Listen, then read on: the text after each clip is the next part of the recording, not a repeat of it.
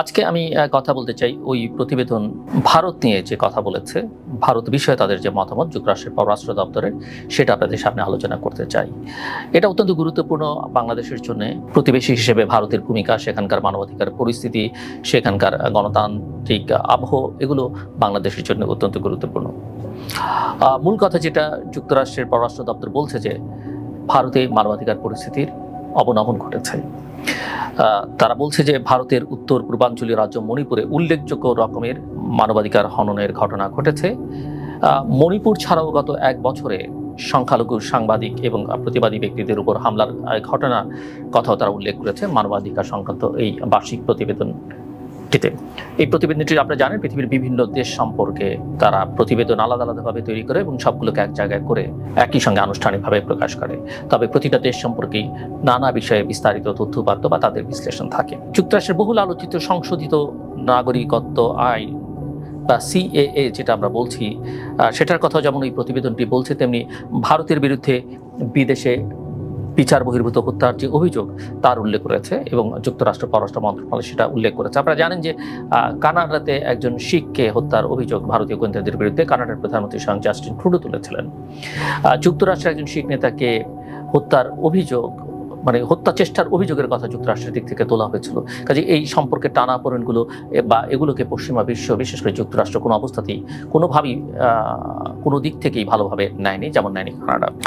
আবার বাক স্বাধীনতা বা সংবাদ মাধ্যমের কথা লিখতে গিয়ে প্রতিবেদনটিতে বিবিসির যে দিল্লি অফিস এবং মুম্বাই দপ্তরে যে আয়কর হানার বিষয়টির উল্লেখ করেছে। আয়কর দপ্তর এই হানা দিয়েছিল বিবিসির দিল্লি এবং মুম্বাইয়ের অফিস। এবং কথাও আমরা জানি যে বিশ্বজুড়ে যে প্রতিবেদন প্রকাশ করা হয় গণতন্ত্রের সূচক বা বাক স্বাধীনতা, প্রেস ফ্রিডম, সেই সব সূচকে বা মানবাধিকার প্রেসের সূচকেও ভারত কিন্তু ক্রমাগত নিম্নগামী, বাংলাদেশের কাতারে প্রায় চলে এসছে।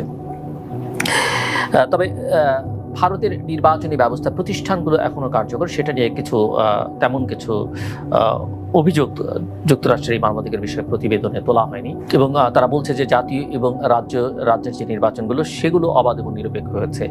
যদিও এবারের নির্বাচন যেটা এখন অনুষ্ঠিত হচ্ছে সেটা কতটা অবাধ ও নিরপেক্ষ হচ্ছে সেটা বোঝা যাবে আগামী বছরের প্রতিবেদনটিতে। এবং ইতিমধ্যে নানা কারণে এই প্রশ্ন তুলবার সুযোগ হয়েছে যুক্তরাষ্ট্রের ভারতের জুডিশিয়ারি নিয়ে, ভারতের নির্বাচন কমিশন নিয়ে। বাংলাদেশের মতোই নির্বাচন কমিশনের সরকারের আজ্ঞাবহ কমিশনার এই প্রথমবারের মতো বসানো হয়েছে ভারতীয় নির্বাচন কমিশনে আইন সংশোধন করে, যেখানে ভারতীয় নির্বাচন কমিশন সবসময় একটা প্রশংসা আমরা পৃথিবীর নানা প্রান্ত থেকে করা হতো। টিএন সেশনের কথা আমরা বহু আলোচনায় উল্লেখ করেছি। যুক্তরাষ্ট্রের পররাষ্ট্রমন্ত্রী অ্যান্টনি ব্লিনকেন মানবাধিকার সংক্রান্ত প্রতিবেদনটি যখন প্রকাশ করেন সম্প্রতি, তারপরে bureau of democracy, human rights and লেবারের শীর্ষ কর্মকর্তা রবার্ট গিলকে সাংবাদিকদের সঙ্গে কথা বলতে গিয়ে মানবাধিকার বিষয়ক এইসব মন্তব্য করেন। এবং বার্ষিক মানবাধিকার সংক্রান্ত প্রতিবেদনের যে ভারত বিষয়ে এক্সিকিউটিভ সামারি বা সারাংশ শুরুই হয়েছে কুকি এবং মেইতেইদের মধ্যে গত বছর মে মাস থেকে যে চলমান সংঘর্ষ সেই বিষয়টি দিয়ে। এবং ঘটনাক্রমে বর্ণনা করবার পরেই প্রতিবেদনে অনেকবার মণিপুরের কথা উল্লেখ করা হয়েছে, মণিপুরের বিষয় উল্লেখ করা হয়েছে।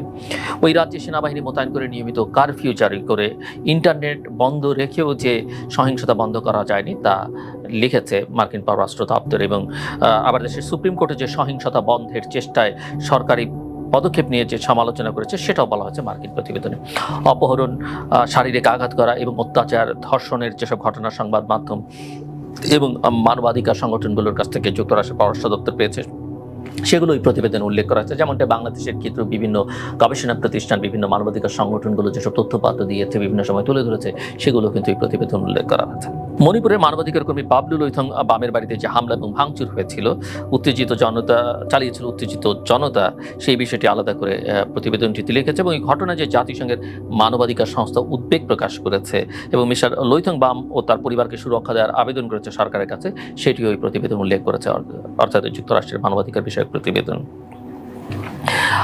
বাক স্বাধীনতার বিষয়টি অত্যন্ত গুরুত্বপূর্ণ, আলাদা প্যারাগ্রাফ হিসেবে সেটা আলাদা একটা অংশ হিসেবে সেটা আছে, এবং মণিপুর ছাড়া ভারতের অন্যান্য অঞ্চলের অসংখ্য উদাহরণ তুলে ধরেছে মার্কিন পররাষ্ট্র মন্ত্রণালয়, এবং তারা বলছে যে যেখানে সরকার এবং তার সহযোগীরা সরকারের সমালোচনাকারী গণমাধ্যমের উপরে চাপ তৈরি করছে এবং হয়রানি করার অভিযোগ তোলা হয়েছে। তবে তারা এটাও লিখছে যে ভারতের স্বাধীন গণমাধ্যম সক্রিয় ছিল, যারা স্বাধীনভাবে চর্চা করতে চেয়েছে, যারা বিক্রি হয়ে যায়নি, এবং মোটের উপর সরকারের সমালোচনা সহ বিভিন্ন ধরনের মতামত কিন্তু কোনো না কোনোভাবে প্রকাশটা অব্যাহত ছিল সরকারের চাপের মধ্যে, বা সরকার তাদেরকে যে নিজেদের পুলের মধ্যে নিয়ে নিয়েছে তারপরও সেটা অব্যাহত ছিল। তবে কিছু গণমাধ্যম সংস্থা নানা বিধিনিষেধের আওতায় পড়েছে বলে প্রতিবেদনটি উল্লেখ করে, এবং তারা লিখছে, এই মার্কিন পররাষ্ট্র দপ্তরের মানবাধিকার বিষয়ে প্রতিবেদন লিখছে যে আইন অনুযায়ী এমন বিষয় ছাপা নিষিদ্ধ যা ধর্মীয় অনুভূতিতে আঘাত করতে পারে বা নানা গোষ্ঠীর মধ্যে শত্রুতা তৈরি করতে পারে। এই আইনটি প্রয়োগ করে কর্তৃপক্ষ সংবাদপত্রকে প্রিন্ট মিডিয়া, টেলিভিশন মাধ্যম এবং স্ট্রিমিং পরিষেবা সহ ডিজিটাল মাধ্যম, বই প্রকাশ ইত্যাদির উপরে বাধা সৃষ্টি করেছে। আমি আগে উল্লেখ করলাম যে বাক স্বাধীনতার কথা প্রসঙ্গে মার্কিন যুক্তরাষ্ট্রের পররাষ্ট্র মন্ত্রণালয়ের পররাষ্ট্র মন্ত্রণালয়ের প্রতিবেদন উল্লেখ করা হচ্ছে বিবিসির দপ্তরে দিল্লি এবং মুম্বাইয়ের অফিসে যে আয়কর বিভাগ হানা দিয়েছে সেটি, এবং প্রতিবেদনটিতে লেখা হয়েছে যে গত 14 ফেব্রুয়ারি আয়কর বিভাগ বিবিসির দিল্লি ও মুম্বাইয়ের অফিসে 60 ঘন্টা তল্লাশি চালায়। বিবিসিটি আন্তর্জাতিক গণমাধ্যম এবং অত্যন্ত পপুলার একটি গণমাধ্যম, আপনারা জানেন। এবং ওই প্রতিবেদন আরও লিখছে যে জানুয়ারিতে বিবিসির একটি তথ্যচিত্র প্রকাশের পরপরই এই অনুসন্ধান শুরু হয়। ভারতীয় প্রধানমন্ত্রী নরেন্দ্র মোদীর উপরে তারা একটা তথ্যচিত্র প্রকাশ করেছিল, তারপরে এই অনুসন্ধান শুরু হয়, এবং যেখানে অভিযোগ করা হয় যে গুজরাটে 2002 সালের দাঙ্গার সময় প্রধানমন্ত্রী মোদী গুজরাটের তৎকালীন মুখ্যমন্ত্রী হিসেবে একটি ভূমিকা ছিল। যদিও কর কর্তৃপক্ষ বিবিসির কর পরিষদ এবং মালিকানার কাঠামোর অনিয়মের কারণে তল্লাশির কারণ বলে জানিয়েছে, তবে সংস্থার আর্থিক প্রক্রিয়ার সঙ্গে জড়িত নন এমন সাংবাদিকদেরও তল্লাশি করেছে, আর কিছু সরঞ্জামও বাজেয়াপ্ত করেছে। এবং এগুলো যে ঘটে, এগুলো কেন ঘটে পৃথিবীর এইসব অগণতান্ত্রিক দেশগুলোতে, সেটা আমরা কম বেশি সবাই জানি। সরকার তথ্যচিত্রটি প্রদর্শন নিশ্চিত করবার জন্য জরুরি ক্ষমতা প্রয়োগ করেছে এবং মিডিয়া সংস্থাগুলোকে ভিডিও লিঙ্কগুলো সরিয়ে ফেলতে বাধ্য করেছে। যুক্তরাষ্ট্রের মানবাধিকার বিষয়ে প্রতিবেদন এই বিষয়েও উল্লেখ করেছে।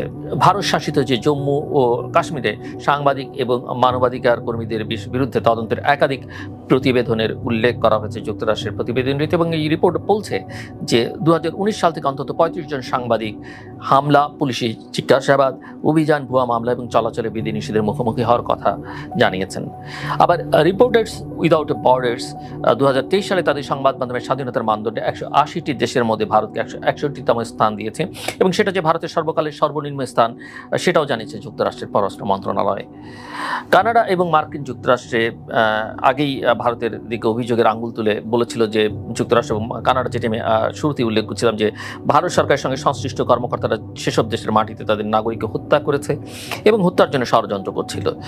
কানাডা এক শিখ বিচ্ছিন্নতাবাদী নেতা খুন হন, এবং মার্কিন যুক্তরাষ্ট্রে আরেক শিখ বিচ্ছিন্নতাবাদীকে হত্যা ষড়যন্ত্র করা হয়েছিল, যাতে ভারত সরকারের কর্মরত এক ব্যক্তির জড়িত থাকার অভিযোগ রয়েছে। পররাষ্ট্র মন্ত্রণালয়ের যে সর্বশেষ মানবাধিকার বিষয়ে প্রতিবেদন, তাতেও এই বিষয়টি উল্লেখ করা হচ্ছে। সব মিলিয়ে ভারত বিশ্বের বৃহত্তম গণতান্ত্রিক দেশ বলে দাবিদার, এবং সেটা একসময় তারা ছিল, কিন্তু ধীরে ধীরে গণতন্ত্র, মানবাধিকার, নির্বাচন, এইসব বিষয়গুলো ভারতের অভিধান থেকে হারিয়ে যাচ্ছে বলে অনেকেই মনে করেন। সো একটা নির্বাচন চলছে, এই নির্বাচনের যে পরিস্থিতির ইতিবাচক পরিবর্তন হবে, ফলাফল যা ধারণা করা হচ্ছে তেমনটা আশা করবার কোনো কারণ নেই, যদি না কোনো বৈপ্লবিক পরিবর্তন সেখানটাতে ঘটে।